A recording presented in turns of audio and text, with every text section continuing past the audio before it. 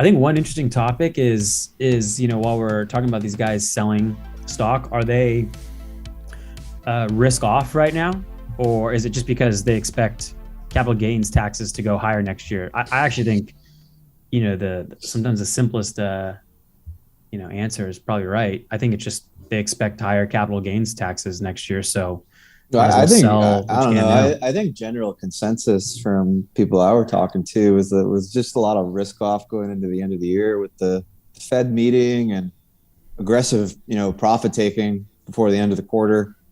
I think that's probably the simpler explanation. I don't know the likelihood that we pass any capital gains reform in this like current climate. Seems like there's a like the administration is so unpopular now. Like Biden's disapproval ratings are incredible. He's like beyond Trump, I think, at this point, which is quite the feat. So when the president's like that popular, there's not a strong incentive for people who are on the margins of his party to be like going along with him and passing anything that's even like remotely controversial. You've got Joe Manchin and Kristen Sinema who live in like, well, Sinema state's pretty purple, but like Manchin state is just Mansion. full red, Yeah, I red mean, as red as it gets. Mansion's So president. Joe, I don't think Joe's really doing anything. I mean, they have to kind of go to Mansion first to see like, hey, what are you cool with, and then they should, you know, devise their strategy. It seems like they kind of let the hardcore extremism of their party like dictate an agenda, and then they like somehow surprisingly get shocked when you know the middle of the road, which holds all the power now, which is beautiful, somehow stops it and blocks it. yeah, I think some of these people genuinely have their heads like so far up their own asses that they're like they don't even comprehend that a lot of the stuff they talk about or think is wildly unpopular with like large swaths of the population outside of their weird little Twitter DC echo chamber. It's like people are literally delusional. There's mass psychosis going on throughout the entire population, throughout politics. It's like absolutely nuts to watch. People are so disconnected from each other and disconnected from reality, and just like very sure that what they think is sort of the way it is, in spite of like all evidence to the contrary, if you were to like analyze anything through any sort of objective lens. I mean, this past year of politics has been one of the most spectacular failures I've ever seen. Like Biden was coming in with a vaccine rollout and an economy that had been repressed and in a coma for like a year, and all they had to do is just not be idiots, and we would Do have had like nothing. Just 15% reopen. GDP growth. It would have Just been like reopen. he could have like claimed like the greatest economic growth in history, although it would have been obviously like a in genuine statement, right? With the last year's Coming off a GDP low growth base. being like Of negative course. 20% or whatever it was. Right. But he could have done it nonetheless, and probably still would have been effective. And it's like unbelievable. Like they just had to not be morons. And I think for some reason they think that they have this mandate to all be like FDR and like New Deal Part Two, like it's like Fast and the Furious sequel, too new, too deal, and it's just like they didn't have a mandate to do that. I think the rest of the country just didn't want to deal with Trump anymore. They're just like, be normal. The mandate was like, be normal, not like we want to do all this crazy shit. But they're trying to push all the crazy shit, and it's just like failing spectacularly. It's like it's quite the sight to see. And we saw for the last few years, people, all these academics talking to us about how like, oh no, I know that it seems to you feeble common folk that when we print $6 trillion out of nowhere, it's going to cause inflation. But let me talk to you with my deep modern monetary economic theories about why that's actually not the case. And it's like, oh, like lo and behold, surprise, when you print like $6 trillion, it turns out there's inflation, and like it's like really amazing to watch people be like dumbfounded at this fact. And it's sad too, because the inflation is like way lower than it's way higher than it actually is, because the CPI numbers they use are totally fudged, and they have like some 3.5% rent increase number in there. When the number, like if you look at actual, there's like actual data on this, it's like something like 17% year over year. So we got like actually like double digit inflation We're prints. It's 20 it's we're it's just 20% madness. inflation. How could you like exclude the biggest expense out of people's budgets, which is housing? It seems silly. Yeah, well, it's Housing, because energy, the data. and food. Housing, energy, and food are the top three in most typical budgets. I think energy had the highest bump. It was like something like 56%. And you could say that part could be transitory, right? Food, it just depends on how the value chain like breaks out and what's happening there. But it's kind of odd that they have such a low number and exclude, housing from an inflation number. Yeah, I mean Um, it's not odd once you realize that the point of the figures is not to convey accurate information to people; it's to justify particular political agendas, right? And if the numbers don't meet the agenda, they simply just change the way that the numbers are calculated, and they just expect the general populace to sort of swallow it. But obviously, people have access to more information now than they did in the 70s and the 80s, and stuff kind of gets through to people that maybe flew under the radar before with the way information is disseminated now. It doesn't all come, from a hive from like two or three sort of controlled sources. well, yeah, and They're that learning number things and they're not stupid. that number is hard to pull over people's eyes because they feel it the most. It's their rent, it's the amount they pay to live. And I think when people are trying to renew leases, they see it going up, they feel it going up, and they kind of call bullshit on 6% because they feel it in their pocketbook.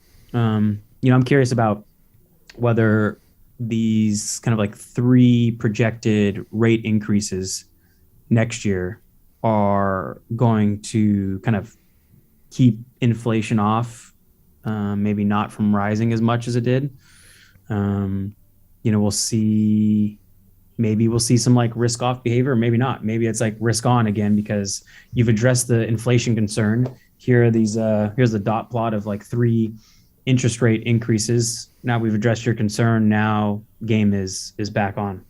Yeah, well, what is your take specifically on that? Obviously, like you said, Powell at this meeting, which was a huge meeting, right? The market was kind of waiting and watching this with very intently, and I think we did see a lot of selling going into this meeting as people Right. sort of like de-risked after that inflation print. The fear was that the Fed was just going to pull like a Paul Volcker or something out of left field, which I don't think was ever realistic, but still that fear was there. And then Powell, as you said, came back with this. He said they're going to do 3 rate increases next year, right? And then obviously the game now is always like, is the Fed actually going to do what they say they're going to do, or are they sort of bluffing, or is it Yeah. somewhere in between? It's got to be two because I mean you've seen the Mac before, and then like literally they're watching CNBC along with us, and we're like, "Oops, we need to pull it back a little bit. We can't frighten the market. We need to keep asset prices and volatility like somewhat controlled," which is silly because like it's still astounding to me that they talked about in the meeting notes that they're decreasing open market operations, right? They're buying less treasuries, they're buying less mortgage-backed securities, but the fact that they are buying tens of billions of mortgage-backed securities every month is like mind-blowing to me. Like you can stop that, I think, without the market having a freak out. Like I think the market would be like, oh, at least they got the message, and still show like the steady but slow increase of interest rates. But you have people looking to buy a home and there's not enough supply, and at the same time you see the Fed buying up mortgages, which is crazy, like artificially keeping the mortgage rates low. It just seems, yeah, I don't know, seems a little out of whack to me. And I don't think it would be absurd if they said, we're going to stop buying treasuries, stop buying mortgage-backed securities, at least ease off the open market operations portion of it. Mm-hmm. There was one other thing though I saw is I guess I didn't expect the crypto markets to kind of see like the equities saw a bump up after that meeting notes, right? Like, okay, they're decreasing operations, they're somewhat addressing it, but the crypto markets, kind of fell in the same bucket. And to me, it's kind of a interesting thing, specifically with Bitcoin. Like does the market view Bitcoin as this risk on, risk off asset? Like when you're risk on, you buy riskier assets like Bitcoin, or is it how I view it, which is this dollar up or dollar down asset? Where how are they how is the market placing its bet? And it seemed like the other day it was a risk on, Did you see trade what happened today? Like in big tech, I mean, demolished. we shaved off probably like $250 billion in market cap just from the five largest tech firms. So It what does that was mean? Like, bloodbath. I think what it means is we're still trying to identify the market's reaction to the Fed response. Like we're still trying to identify the market reaction to FOMC meeting. And my personal take is that, in the dregs of the recession caused by COVID, Powell was saying that we will do everything within our power to maintain a stimulative environment supporting growth, and I don't see any reason for that to change. Inflation's running a little hot, and I just don't see them tightening in any meaningful way. Um, so like when I see growth taking this big hit, I'm wondering myself, like, is this an actual thing, or is this a buying opportunity? And and for context, it's been a buying opportunity every single dip for the last, even including March 2020 when it got the worst it's ever been. Uh, Yeah, you but know, this has been the first. This has been the first dip that was like actually accompanied by like a massive inflation print. You right, know, right. so I feel like it might be different this time. That's to your point, Nick. I mean, I think you have to be a little delusional, and I think a lot of Bitcoiners are a little delusional to think that Bitcoin is this like pure inflation based trade, because it's obviously not. Especially depends on what your duration is, right? Like if you're trading over like a shorter time horizon, like the next 12 months, like Bitcoin's not a it's not an inflation trade over the next 12 months. I think it purely falls into the risk on, risk off trade. And that's why it's kind of been right, so weird for the last year, because like it's not really as good of a risk on trade as all this other stuff in crypto. And it's like too short of a duration to like kind of see inflationary, dollar devaluating, policies have like a real impact on it over such a short time period. So I think those people will be proven correct over, the longer haul. But everything right now is like very much, I think it's very much about the risk on, risk off. And I think So as so far as like, sorry, go ahead. no, like I imagine that, like, okay, inflation is gonna run a little hotter than 2% for the foreseeable future. Like, A what's lot, your a lot hotter, I think. okay?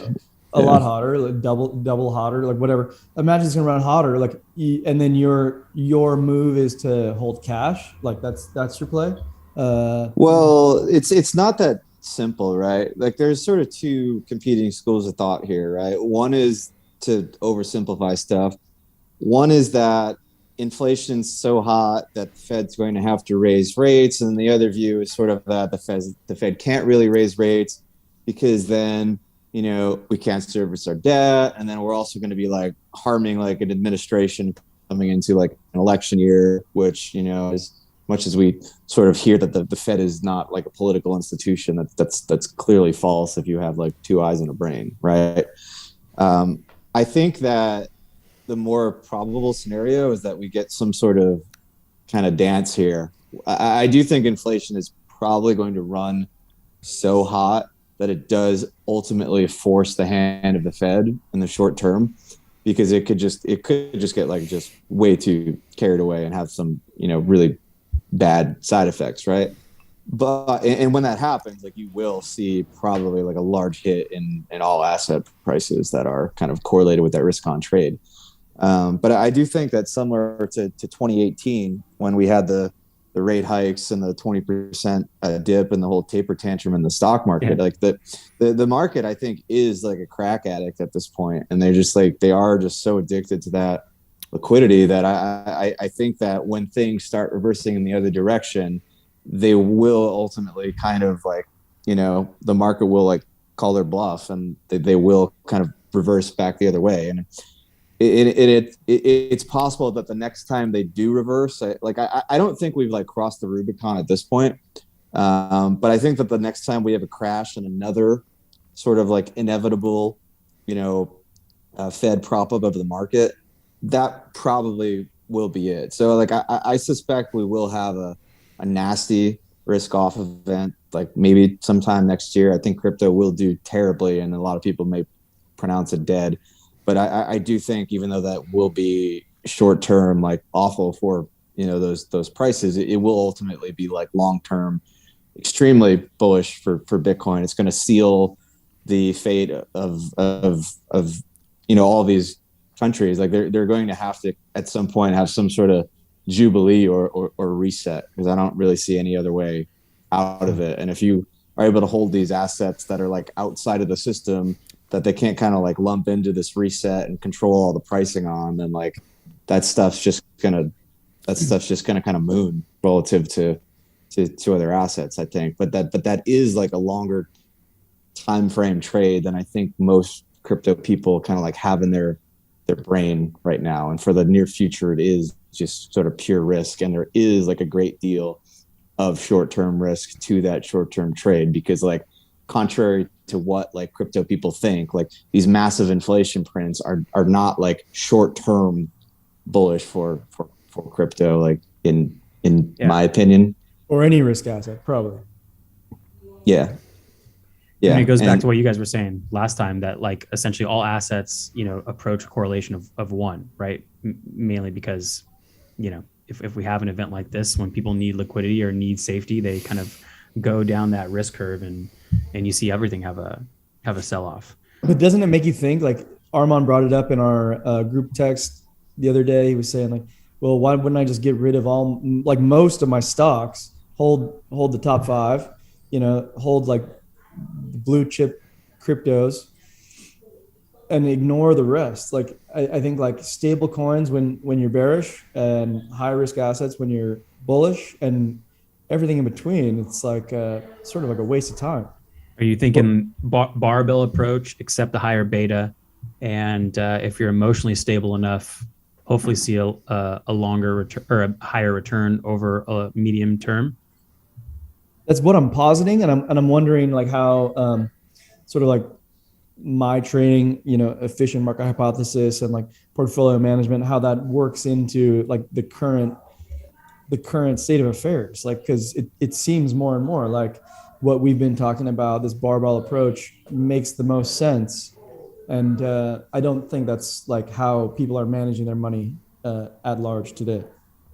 Right. I think we should define the barbell approach. But before we do, the main thing I've been thinking about is just like, how would our future president Elizabeth Warren really be handling this if she was in the executive branch right now? She's got a plan. I really want to know how she would handle this, Miss Karen. I mean Warren. How she might approach this. What do you guys think? I like that she's little thinking Freudian. there? I like that. I it was an accident. I'm sorry. She's hopeless. She's actually the worst. She's the actual worst. And I don't actually want to get emotionally attached to any one narrative, but I can't. She just kills me. She kills me. What's the game we said we were going to play? Stupid, lazy, or dishonest? I don't think she's stupid. Like, she's an educated person, has intelligent conversations. Not that the subject matter is intelligent, but she can like track, right? She's not She's lazy. not lazy. She ran for president. That is brutal, brutal work to run for president. So then, the conclusion is that she's dishonest, and she, derides that we have like, these big banks that are too big to fail, and they're screwing over the little guy, and there's not enough transparency. And then you have this like alternative system that literally grew like a groundswell movement from the people. Not some institution didn't like bestow this new financial system upon us. It literally grew like Lego blocks from the beginning, and it's fully transparent out in the open. And she just refused to acknowledge it for what it is. And it's kind of concerning that she at least doesn't seem openly curious. And not only is she not openly curious, but she's going hard against it, which just like, if we were talking, like one-on-one across the table, you'd be like, what's going on here? Like, there's something funky going on for sure. I think she gets way too much credit. I mean, I think it comes down to a lot of things that we often talk about. She's not lazy, like in terms of conscientiousness and motivation. She's intellectually lazy, which also then starts to border on stupid. And so what I ultimately see is like someone that just like is bathing in ideology and knows no better and is completely wrapped up in this like self-perpetuating thing where she got caught in the ideology and used to have the self-awareness and ability to think and process ideas and look at things objectively before becoming a sold out fucking dishonest politician, and now she's just nothing more than a sold out dishonest politician.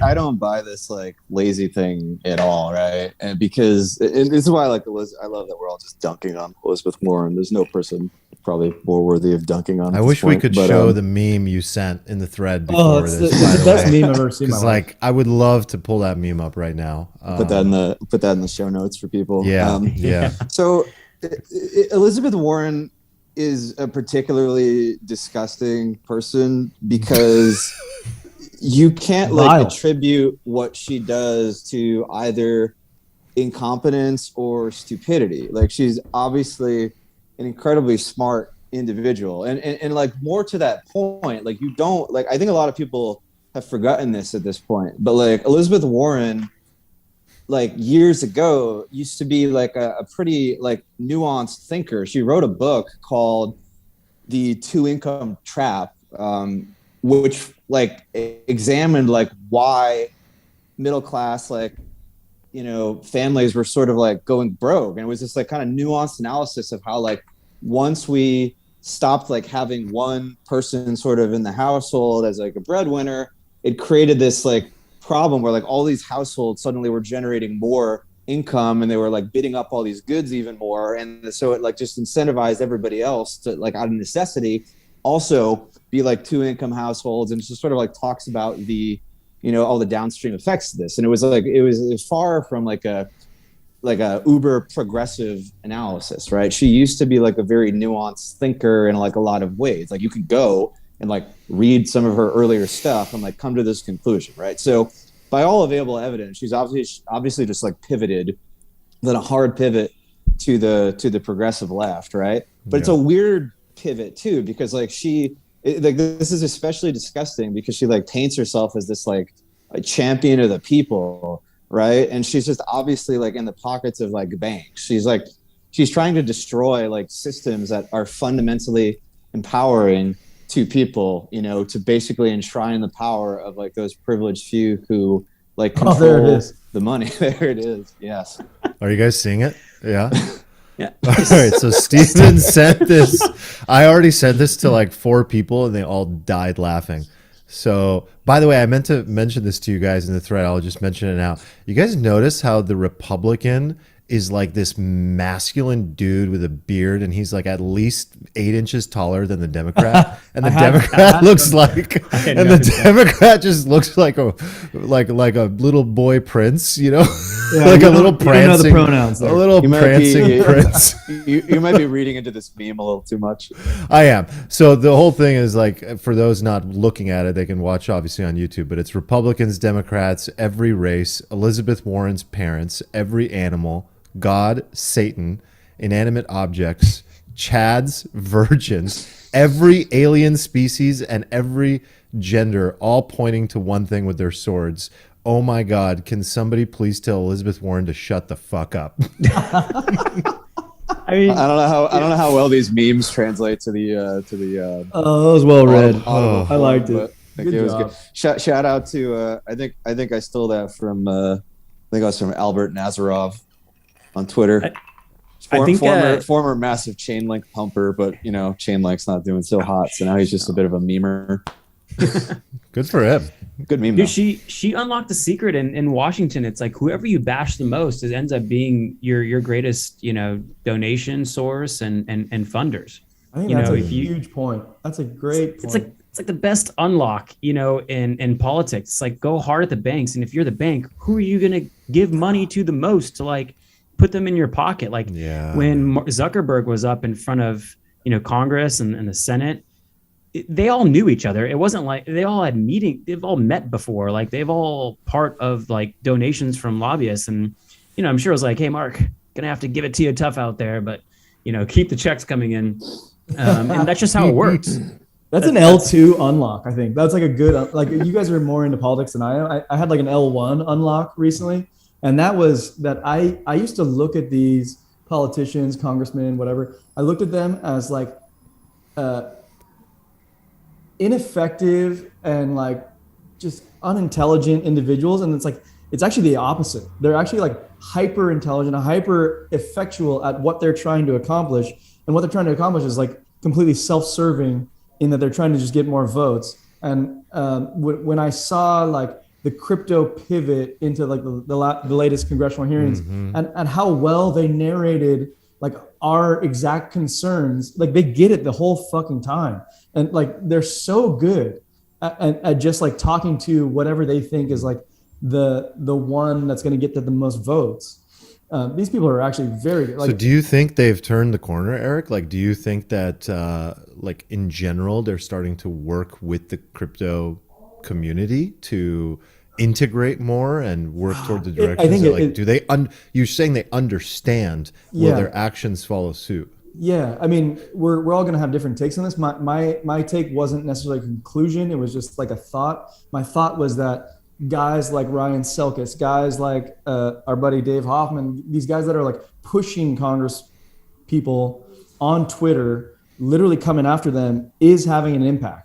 And like, I don't know what the conclusion is. Like, are they there yet? I don't know. Like, is it a majority? I don't know. But like, what I know is that it is having an impact. Like all this work that people are doing, and we're on crypto Twitter. We're a part of it. They're definitely listening.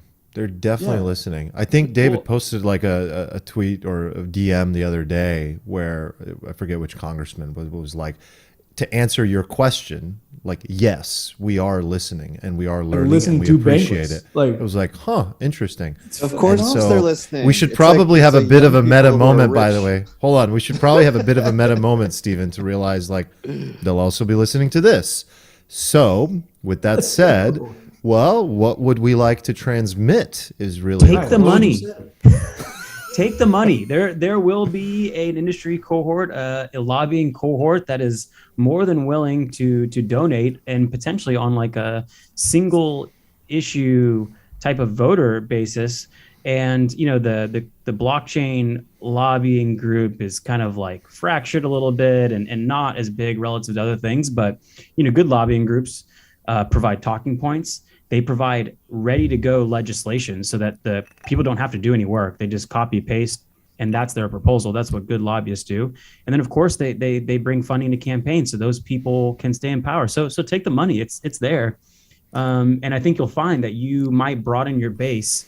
And in some of these upcoming races, it'll be interesting to see if one side or the other can pull votes.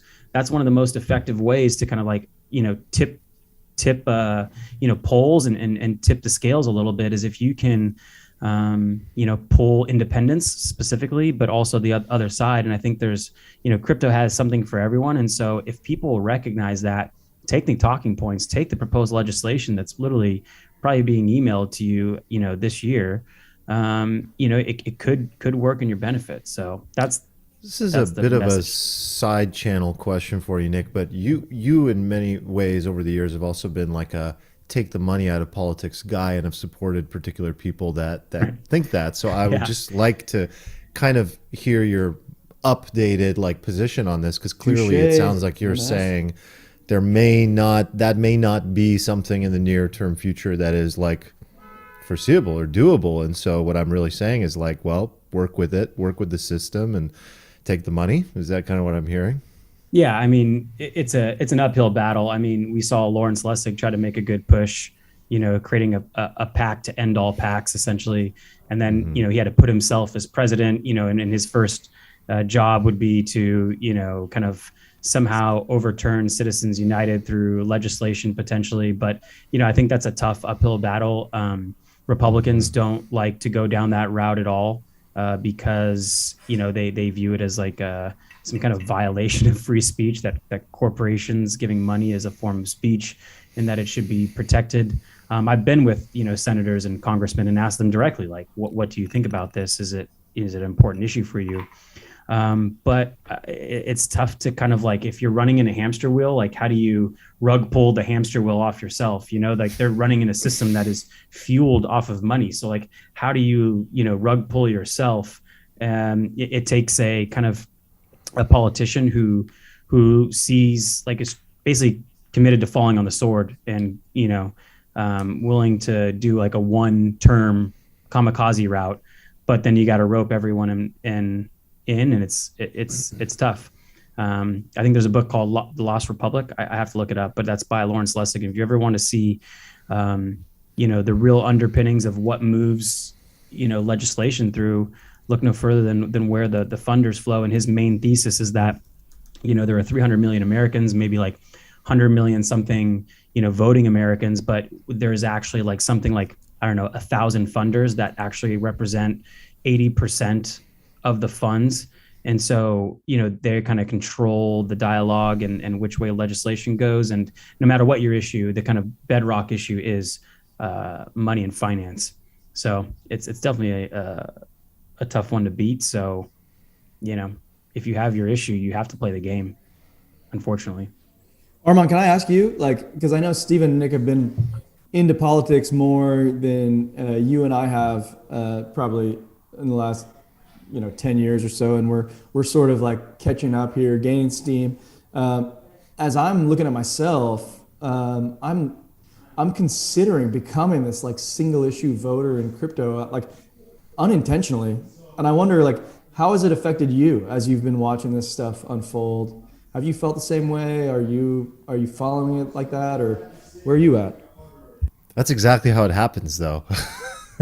Isn't that interesting? Like that's exactly what happens when we form these communities, because we begin to like indoctrinate ourselves in what we feel is like the right way or a healthy way, and we ultimately realize that the survival of our community depends on collaboration and understanding that's mutual, and so we begin to vote the same way, and that can cause a problem. So yeah, I totally feel that way. I totally feel like I have no choice but to begin to think that way, vote that way. But I guess just my personal like take on politics over the years has been like, and I think we talked about this one-on-one, Eric, is like my life was literally all about avoiding politics to the greatest extent possible. I viewed it as like, I still view it as this incredibly inherently dysfunctional thing.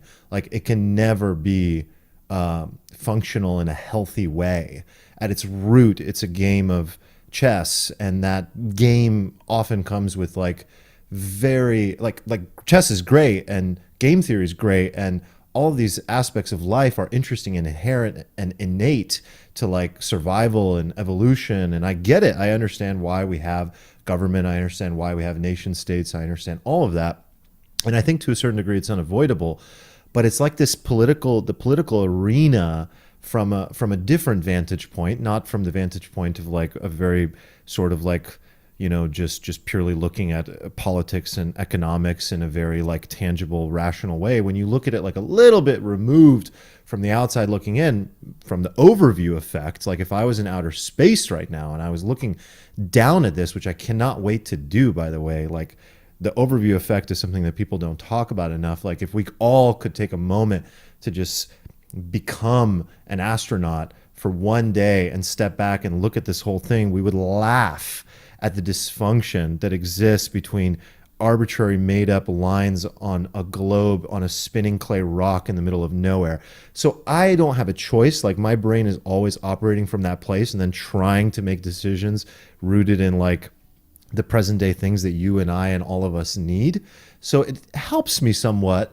But at the end of the day, when it comes to something like crypto, I see it and I understand the importance of it. And I'm like, yeah, I kind of have no choice but to like rally with the homies and stick with the tribe and like represent what I believe to be a fundamentally revolutionary technology that a lot of people could get in the way of. And I would hate to see that. I would hate to see that. I have a What about question you? for now, like Stephen and Nick too. Like, this is something I've struggled with for a long time. It's like you can imagine politics as like this thing to fix, and you can have this theoretical discussion on how to fix it. but then in practice, you actually have to put your effort towards some activity, and is like that activity is like to. It's either on one hand, it's going to be like to best situate yourself within this environment, this ecosystem that like the political powers that be have created, or you put your effort towards fixing the problems. And like when I sit there and think about it, and then maybe take your analogy, like if I'm at looking at the world from space view, I'm like thinking like, well, Eric Johansson, little speck of dust, is not going to like change politics. Like the best use of my energy is to actually just best position myself within the framework that exists. Like, what do you guys think of that? Like, how do you actually manage this? Because like we actually like talking about the theoretical as well. Like, what do you do? I mean, look, it's certainly not irrational to behave as you do, but also it's a bit of a problem because if everybody behaves Right. as you do, then everybody sort of gets overrun by the powers that be who are willing to actually kind of, you know, Yeah. put the axe to the grind and try to do something.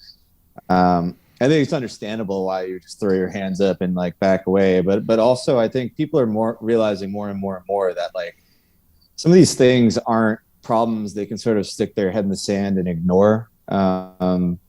Things are coming to people's doorstep now more and more and more, and they're sort of not realizing it's a problem until it's too late. Oftentimes, and you can't ultimately just be like, it doesn't matter what impact can I have, blah blah blah. Because everybody, every little conversation you have with everybody, every little idea you throw out there moves the ball like a little bit further, and like ultimately like you will eventually find yourself in an uncomfortable situation that you can't get out of at some point when the world is just so completely moved against you that you don't have anywhere to like kind of run and hide anymore.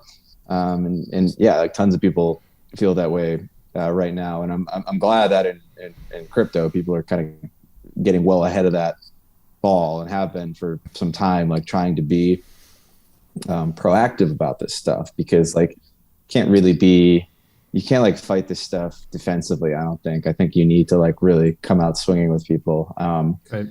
And Nick, I know you made like a nice appeal to Elizabeth Warren and politicians in general, but like I would make a different sort of appeal, because like, you know, Elizabeth Warren's words on DeFi and stable coins, there's like this like sort of hubris in them that like harkens back to this like time that is like soon to be like gone, where like government and these like powers that be can sort of like control things, right? There's this like arrogance to think that crypto and DeFi, all these things are just like yet another thing that like her and all of her friends in her little smoke-filled rooms can like, you know, control and regulate away with like the stroke of a pen, you know, and some cash under the table or whatever the hell they do there.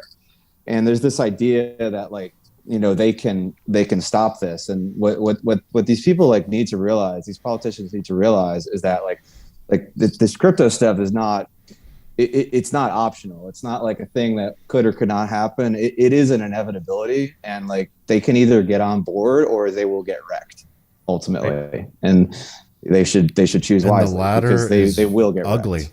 They will get wrecked, and it would be very ugly. It's kind of like going to war against AI. Like you might as well integrate. You might as well guide it. You might as well shape it. You might as well be a part of it. Like you really don't want to go to battle against something that doesn't need you. Like it's happening with or without you. Yeah, there's no doubt that the government and these regulators can cause serious harm to crypto in the short run. There's Yep. no doubt about that. But this stuff cannot be repressed no more than you can like repress math. You know, it's going, the cat is out of the bag. It is ubiquitous. It is everywhere, that you cannot like close that box anymore. And ultimately, if you know the U.S. and the politicians in the U.S. sort of turn against it, that will be the demise of this country. Like we will drive innovation out of the country. We will drive money out of the country. And this type of innovation and this type of money is hyper mobile in a way, and does not know borders in the way that prior, you know, money and innovation sort of did know borders. Like we're entering a more and more and more borderless world. And if like we keep governing with the rules of the old world, where we can effectively just use force to constrain things within our borders and like assert our will, that's going to be a losing battle in like the next century. It's just not going to work anymore. So we need to fall in line and figure out how to embrace this stuff and like win, or we're going to go down with the ship. And the Right. people like us who are attached to the industry and who got in early and like do have that mobility and that flexibility, like we will get off the boat and we will go elsewhere, and it'll suck for the people who didn't get on board this earlier, because they will go down with the American ship, which would be unfortunate. And I really hope that doesn't happen, but it is an inevitability one way or another. To your question, Eric, I think you have two options. You have one, and Chamath said this in a video that Armand has sent around, which is get the money. Like, get as much money as possible, as quickly as possible, or get the network that has money. Either way, because like the answer is still very simple. Like, money moves policy, and money also moves politics. Like, it is so simple in the political process. Like, you could talk to a freshman congressman and ask them, what do you spend your time doing? And you'd be surprised to hear that they spend their time cold calling and raising money. That is where their job is. They are the frontline salespeople, and they have to prove themselves. The people that rise in the party, you shocked why AOC rose to like the ranks in the Democratic Party, is because she's a rainmaker. She brings in so much money. So if you can get the money and use it to influence, it's pretty obviously that the rainmakers in Congress and in the Senate are the ones who rise and the ones who dictate policy. People get so confused, like why Trump is still in conversations of the Republican Party when they have like a pretty decent bench to kind of like, pass on the torch, and maybe not in his same way, but in the line of his policy. And it's because he still has a ton of money. Like, he can play kingmaker because he has money. So it's really no more complicated than get the money or get the network. And then I'd say your second option is basically to build. You want the technology that we're talking about to advance faster than like some downward spiral that the political process could send us down. And the weakness that the political process has is that it's very slow. So technology can move fast. So you can either advance the technology, advance the people, advance the adoption to the point where, it actually influences, you have this like kind of like a uprising and common voice that goes across political parties that could actually do it. So, two routes to go down, but Eric, it's tough to do both at the same time. You kind of have to like to choose, but hopefully the builders contribute, and there's good organizers that can kind of do their job and get into DC and kind of make some moves that way. AOC, stupid, lazy, or dishonest? Let's play. Oh man, Let's play. Oh god, That's a tough one, because she's really stupid in some areas and she's really smart in some other Right. areas. Right. Broken brain syndrome. Or she's really dishonest, right? She's either like really dumb about economics, or she's like dishonest and cynical. And I could see either. She's undeniably like very good at PR. She's very I don't think savvy. she's dishonest. I don't think she's dishonest. I think she's a little dumb. I think she's.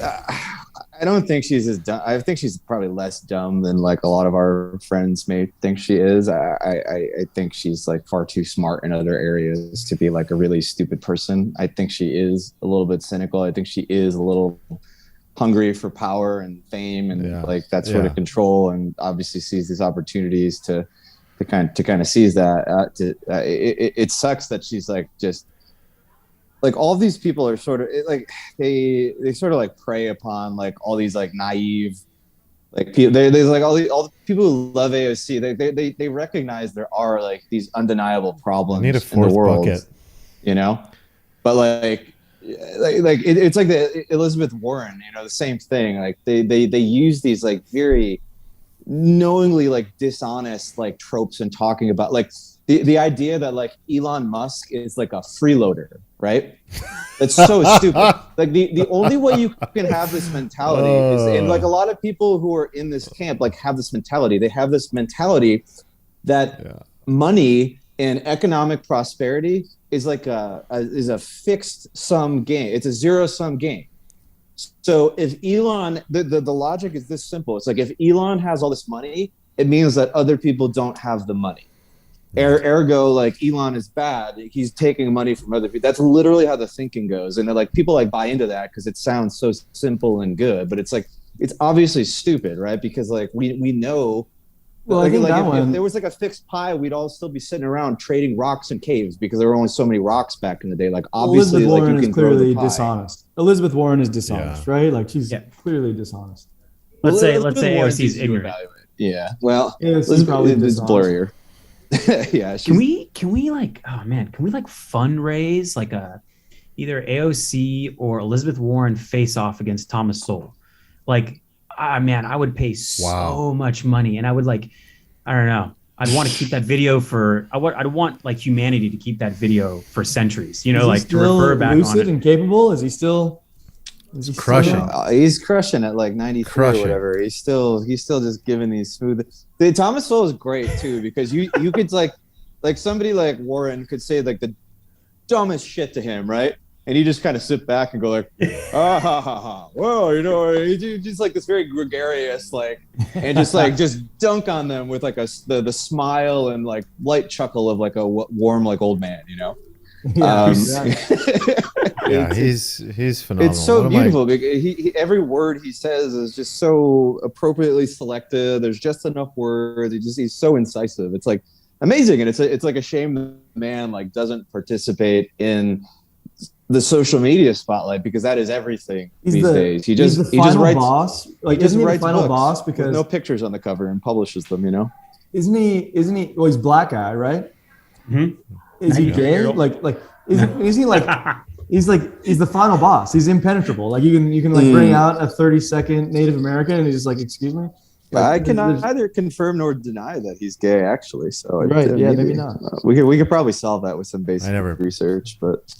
Never thought about that. But yeah, for people that don't know him, fascinating thought leader, economist, to really look at the Hoover Institute, right? That's where he's out of. He's done Yeah, some. Stanford. Yeah. Yeah, Stanford. Here's a good he's- good Thomas Sowell quote to kind of back up who he is. Please, we have. I have so never many understood favorites. why I have never understood why it is greed to want to keep the money you have earned, but not greed to want to take somebody else's money. I love that one. Let's go. Good. That's the Like, best how quote ever. is- He finds a way to, again, to Stephen's description, use the words so carefully and precisely and never more than necessary. That is like one of the greatest skills in life. Yes. He nails it more than anybody I've seen lately. And he doesn't convolute it. It's just No, specific Just to the point. fire every time. Boom, fire. There's so many favorite like quotes. It's a good Twitter actually to follow because they just repost a lot of his book quotes. Still to this day, I think the greatest interview that has not yet happened is Joe Rogan, Thomas Sowell. And I know that God. that's been thrown out there to Joe. So I don't know. Maybe we get him on. We got to No, find I a want the way. debate. That's the I want a final boss. debate Yeah. between you know someone on the other side, which I think Well, like, Because you Have know you- he's have going to you- just have you sit back seen- and chuckle. Have you seen like if you go on YouTube though, you can see like old Thomas Sowell debates, like 1970s Thomas Sowell, you know, like young and like infinite swag, and he's just dunking on like libs, just like absolutely dunking. And these are like Just that phrase alone is amazing. Just dunking on lips. And Yeah. for context, he was a hardcore lib himself. he was He was a full-blown Marxist. socialist. He was a at Marxist. one point, yeah. So Yeah. is Steven, by the way, for full disclosure. So is Steven. And so was I. So was I. Marxist is a bit of a stretch, I was- but I was certainly very I was a sympathetic big to the Bernie Sanders cause. at lib one point in time. sympathizer. Oh yeah, I would have voted for people like Bernie and Karen, in a Elizabeth? heartbeat. Oh, Yeah. I was lost little lib. It happens. It happens to the best of us. That's why I think that the beginning of the discussion with anybody with all of this stuff, regardless of, I think what I have learned from politics is that ultimately all we're talking about is like, in many ways, you're looking at human psychology and you learn that the beginning of the conversation has to start with like some level of understanding of the other person, some type of empathy, you're absolutely never going to get anywhere. And that's why nobody's getting anywhere in the discussions that take place in this day and age, especially online or in mainstream media, and why trust of mainstream media is at an all-time low. Nobody trusts anything anybody says anymore because they say diametrically completely opposite things that just, and there's no attempt to build bridges. There's no attempt to understand. I get it. I was in that boat where I didn't want a bridge to be formed in my direction. Like I literally, my MO, my modus operandi was like, nope, I'm certain that this is what I believe. Anyone who doesn't believe this is an idiot. Actually, let me take it further. They're a racist. They're a bigot. They're all these things. But what's really interesting is you start to grow up and you realize that there's the same dysfunction on both sides, but lately the dysfunction is obviously more alarming on one, and you don't get as much of that like labeling and hate occurring on the other side. Again, I say this as someone who's a moderate centrist person. I don't have any disposition one way or the other, but that is pretty obvious that if you are not completely in the left and you are not fully willing to be indoctrinated and repeat the narrative, you're out. Everybody's seeing that. Like Rogan is an example of that. You're not repeating our narrative, you're out. You're an anti-vaxxer. How many times has he gone on air and said, I'm not an anti-vaxxer? I think a lot of people should have the vaccine. He says it all the time. He says it's a great option for a lot of people. It's a lazy way not to bring up the Are we doing a great COVID pivot now? Yeah, maybe, but it's just because it's a lazy way to win an argument, right? It's not necessarily like an ad hominem attack, but it's like, well, you're saying things that kind of sound is an like ad hominem attack. it is. It's kind of exactly what it is. Maybe. I think it's more like a personal level, but it's like, about your character and like, maybe your history. It's like you're a racist. You're a racist is pretty ad hominem. I don't have to debate like the merits of your idea. They're inherently racist and they're outside the Overton window. I don't even have to address them. Right. Like so much of this boils down to, Exactly. It's a cop out. It is. It's very intellectually lazy. So lazy. But very effective because people are, most people are just monkeys. They really are. So that's Especially what I people learned on Twitter. It's just like a giant herd of monkeys, just like going along with the monkey herd. Yeah, that's what I learned. I realized all I was doing was like using personal attacks without realizing it and not having a debate or a discussion of any kind. I was like, of course people are going to laugh at that. No wonder Thomas Sowell 93 is just sitting and chuckling when people say ridiculous things that are rooted in irrationality and emotion. Because he's like, what conversation are we going to have? We're not going to have a conversation. Where do we even begin if that's your position? Like, what do you say to somebody like that? You can't. It's just not possible. Yeah, we've talked about this before where the conversation used to be like if you heard a politician say something stupid, you'd be like, screw that guy or screw that woman. And now it's changed to like, well, screw you for following them. Like, oh, you like that guy, you voted for him, screw you. And it got personal and emotional. And so, yeah, it's definitely harder to have like an intelligent conversation, or at least like a high effort conversation where you can just let the argument, kind of play out. So yeah, I don't know. I just realized it's pretty better, but how about us playing the stupid, lazy, dishonest game?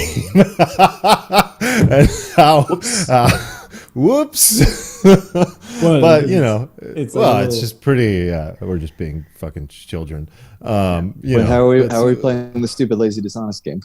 Well, it's just basically like ad hominem attacks against people, but we're just. I didn't ad hominem attack them. I explained why what. Yeah, you did. Is you bad. did. I wasn't like they're fucking dumb. So does it mean like does it mean we can't play anymore? Because I want to keep playing. No. I think we should play. Who's next? Okay, stupid, lazy, or dishonest. Gary Gensler. Dunking on Gary Gensler. Stupid, lazy, or dishonest. Dishonest. Not even close. Like he's obviously not stupid. He taught MIT level blockchain courses. He's obviously not lazy. He's aspirations to probably be like treasury secretary. And he's made $100 million, and he's like, okay, so he's dishonest.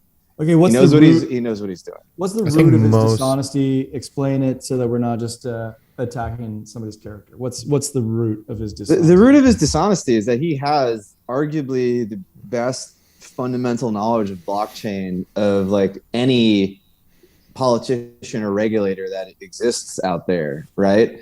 and he is, in spite of that, like twisting things to sort of serve his own particular ends, you know. Let's And let's it's unpack that though. Like, what is his motive here? Like, why are other politicians looking at him and saying, "If only Mr. Gensler would catch up to speed with us"? And it's like, wait a second, he's the most educated guy in the room. Great What's his question. motive?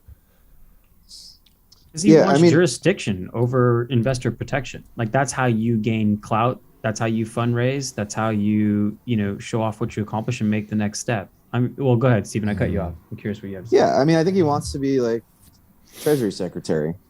I think he wants to ascend to like the highest levels of power, right? But this is like another, to circle back to Thomas Sowell, this is like another problem with like government institutions in general. It's like they have like a built-in bias to enforce things and do things, do anything, right? Because otherwise the Right. implication is sort of like they shouldn't even exist, right? Like if like you, like bureaucracies that regulate like want to regulate, otherwise like why are they there, you know?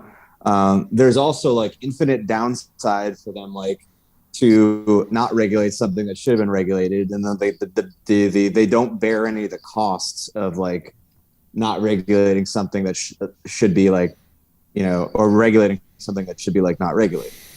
So there's just like perverse incentives there. That's a great And like point. the worst part about Gensler is that like he talks so much about like protecting consumers, and like like the Bitcoin ETF was like such an egregious like non-protection of consumers, right? He's basically like herding a bunch of unsuspecting cattle into a financial instrument that guarantees they're going to lose 10% like year after year after year due to the nature of like rolling these futures contracts, right?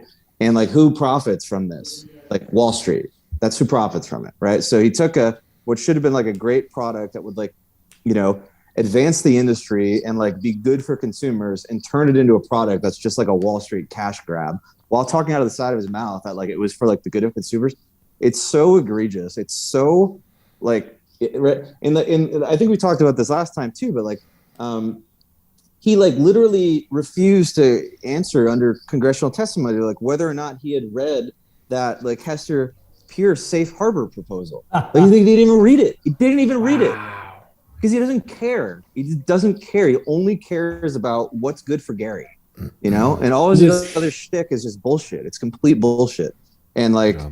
it's why it sucks that there's like so many people like him in government that aren't elected. We talk about like, oh, the deep state and all this. It's like, yeah, it's kind of like a memey term, but also like there's a very real thing that there's this massive amount of people in government who are just either just nominated or like exist through different terms and never leave that sort of run the country. Like there's been so much authority delegated from Congress to these like institutions that have no answerability to the people.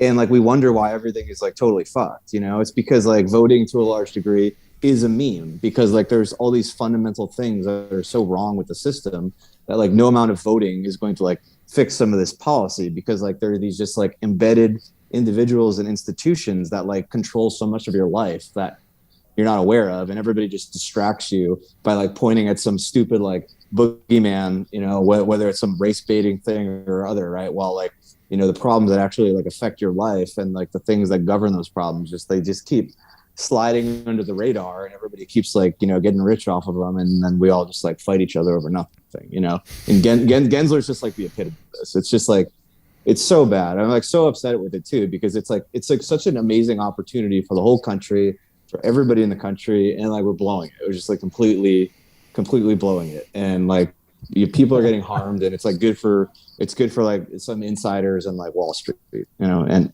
rant. By the way, I zoomed in on Steven's screen for that one because I wanted to see how flush his face was getting. Yeah. I wanted to see how fired up he was getting. Not like Because of steam coming out of the ears. because of my Rioja. I mean, to Eric's point, like no wonder a person would just say, "Well, what can I do with all of that?" Like it's such a normal reaction. But I think ultimately what we're left with is like the impact that an individual can have in a lifetime might feel insignificant, but the effects of that are like a butterfly effect that honestly, like who knows? And what else is there to do? Like what else is there to do? that's not as true as it used to be, right? Because like that was really true in like the 1800s, right? What the hell could you do? What are you going to send out like a mass telegraph to people? Like, about it's no, you're just you live in the woods, you're disconnected from society. Now that we're all networked and we have the power of media and distribution, like individual people have like incredible amounts of leverage now Yeah. that they've never had before. So I think a lot of that way of thinking is like not really relevant. I think like if you actually Yeah. want to make a difference, so like you actually can like really move the needle today in a way that you have never been able to before. I believe that's literally what we're also doing right now.